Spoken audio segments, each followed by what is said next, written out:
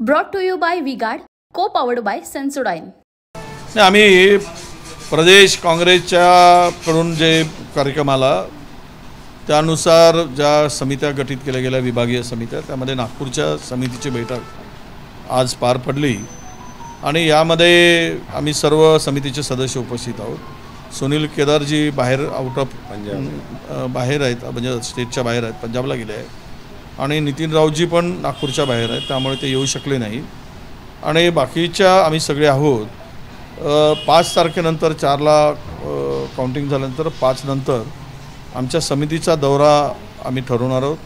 नागपूरमध्ये जाऊ, चंद्रपूरला जाऊ, ज्या भागामध्ये टंचाई भीषण आहे अशा भागामध्ये दौरे करून तो अहवाल आम्ही प्रदेशकडे आणि शासनाकडे पाठवण्याचा निर्णय घेतलेला आहे आणि शासनाच्या निदर्शनास ज्या काही मदतीच्या टंचाईच्या ज्या काही उपाययोजना आहेत त्या करण्यासंदर्भात सुद्धा आम्ही सरकारला भाग पाडू।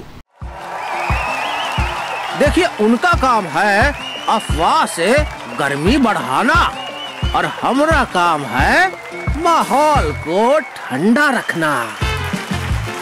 हमारा नेता कैसा हो जो माहौल को रखे ठंडा वैसा हो। अब की बार वी-गार्ड एयर कूलर का चमत्कार। राज्यामध्ये जी तडकाफडकी बदली करण्यात आली आहे आणि दुधाचे दर जे आहे ते 2 रुपयांनी कुठेतरी घटलेले आहे, काय सांगणार? नाही, हे राज्याला शेतकऱ्यांना वाऱ्यावर सोडून कृषी मंत्री बाहेर पळालेत। कृषी मंत्री बाहेर असताना आयुक्तांची बदली होते, सचिव हा पूर्ण वेळ नसतो आणि आता खरीपाचा हंगाम तोंडावर आलेला आहे, पावसाळा जवळ आलेला आहे। अशा वेळेस आपण शेतीसाठी विभागीय स्तरावर बैठका नेहमी होत असतात, ते कृषी मंत्री घेत असतात, मुख्यमंत्री जाऊन घेत असतात, परंतु त्या बैठकांचा पत्ता नाही।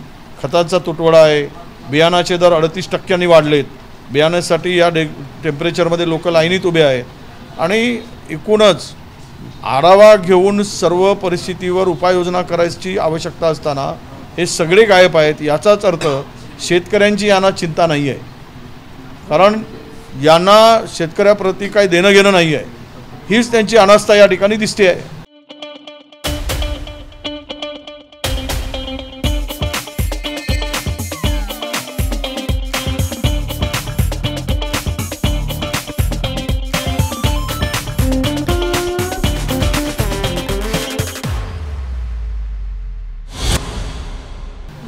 मराठवाड्याच्या दौऱ्यावर तशीच परिस्थिती विदर्भातली आहे का, समभाव काय सांगता? नाही, त्यापेक्षा थोडी कमी आहे।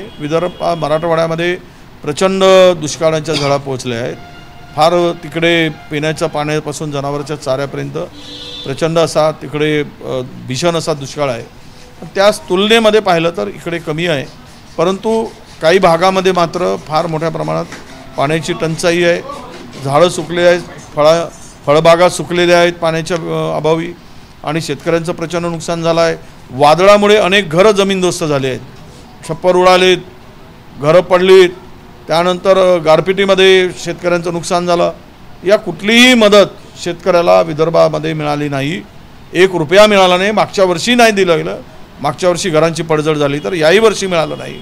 आणि विशेष म्हणजे हा कळस असा आहे की ज्या विहिरी 4 लाख रुपये बांधकामासाठी दिल्यात त्या विहिरीचा अकाउंट शेतकऱ्याचा वेगळा असताना त्या विहिरीचे पैसे कर्जामध्ये ट्रान्सफर करून घेण्याचं काम, रूपांतरित करण्याचं काम या सरकारने केलेलं आहे। म्हणजे विहीर जी आहे ती आता अधुरी राहील, तेही बांधकाम पूर्ण होणार नाही। हा नतभ्रष्टपणा या सरकारचा दिसतो आहे। म्हणजे शेतकरी मेला काय गेला काय यांना काही देणं घेणं नाही, अशी एकूण स्थिती राज्यातील राज्यकर्त्यांची आहे। झिंझिण्यांपासून त्वरित आराम मिळवा सेन्सोडाईन रॅपिड रिलीफ बरोबर। थँक्यू। नाही, आईनी जो त्यावेळेस ब्लड सॅम्पल दिल्याची माहिती आलेली आहे समोर त्या प्रकरणामध्ये, आणि ते ब्लड जे घेतलं होतं सॅम्पल ते त्या मुलाचं नव्हतं तर आईचं होतं, म्हणून त्यांच्यावरती कारवाई केल्या गेल्याची माहिती आहे। मी त्या संदर्भात ट्विट केलेलं होतं आणि आज जर कारवाई झाली असेल तर पोलीस पुढची कारवाई करतील।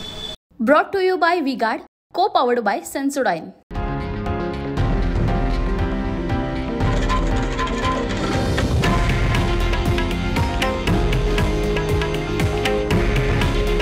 हे आहे देशातील नंबर 1 न्यूज नेटवर्क आणि आपण पाहत आहात TV9 मराठी. काळजी तुमची, हित महाराष्ट्राचं.